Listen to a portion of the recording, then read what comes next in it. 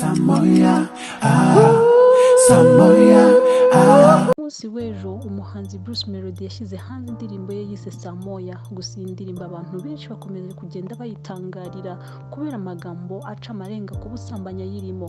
Aya magambo kandi akaba ariyo yatumye Miss Mutoni Balbine yumirwa. Abicishije ku rubuga rwe rwa Snapchat, Balbine akaba yapostinze aka kavideo arimo yumva indirimbo ya Samoya ya Bruce Melody, aho uyu musore aba agira ati mfite sosiso, mfite banana, urakora choice ufata icyo ushaka.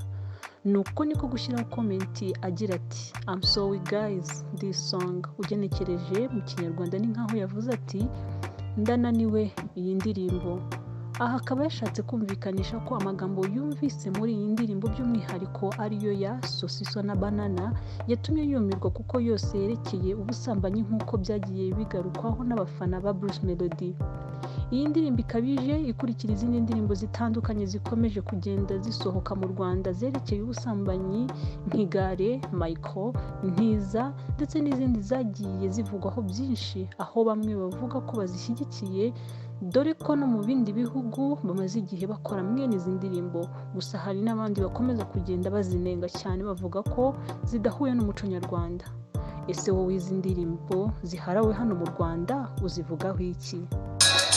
Fite sosiso, fite banana, urakora choice ufata icyo ushaka.